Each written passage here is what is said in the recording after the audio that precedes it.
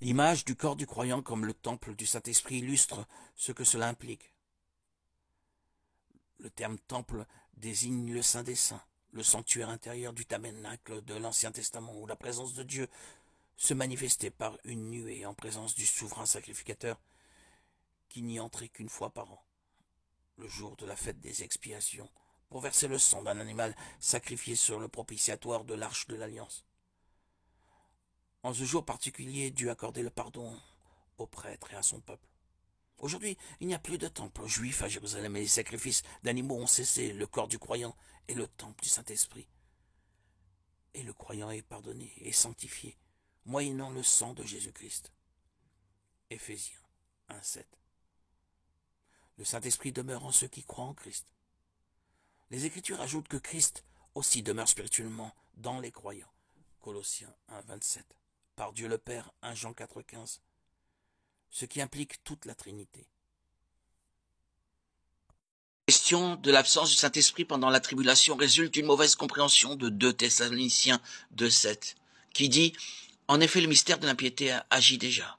Il faut seulement que celui qui le retient encore ait disparu. » Dès maintenant, avant la tribulation, l'un des services du Saint-Esprit consiste à réfréner le mal. Au verset 8 et 9, nous apprenons que la puissance de retenue du Saint-Esprit retient l'homme sans loi, l'Antichrist, afin qu'il ne soit pas révélé avant que Dieu ne le veuille. Le passage dit que le Saint-Esprit ne freinera plus la croissance du mal, mais cela ne signifie pas qu'il n'aura plus aucun rôle. En Actes 1, 4, 5, Jésus promet que ses disciples seront bientôt baptisés du Saint-Esprit. En Acte 2, la promesse de Jésus est accomplie.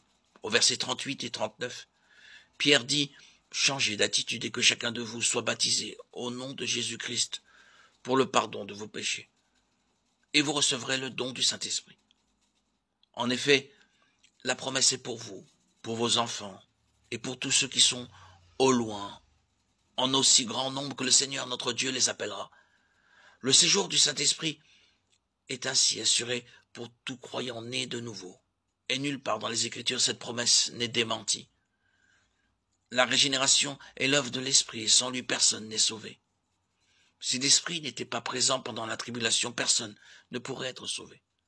Mais le fait est qu'une multitude que personne ne peut dénombrer sera sauvé pendant la tribulation. Apocalypse 7, 9, 14. Par conséquent, ceux qui viennent à Jésus pendant la période de tribulation seront également habités par le Saint-Esprit. Rendons gloire à Dieu d'avoir pris cette disposition, car les croyants de la tribulation auront besoin des conseils et de la direction de l'Esprit pendant cette période troublée. Une autre bonne raison pour laquelle l'Esprit doit être présent pendant la tribulation est qu'il est omniprésent, puisqu'il est partout et à tout moment. Il doit être dans le monde pendant la tribulation. À un moment donné, Dieu seul sait quand. L'influence restrictive du Saint-Esprit disparaîtra. L'Antéchrist sera révélé à un monde inconscient et sans méfiance. Et alors, la période de tribulation commencera.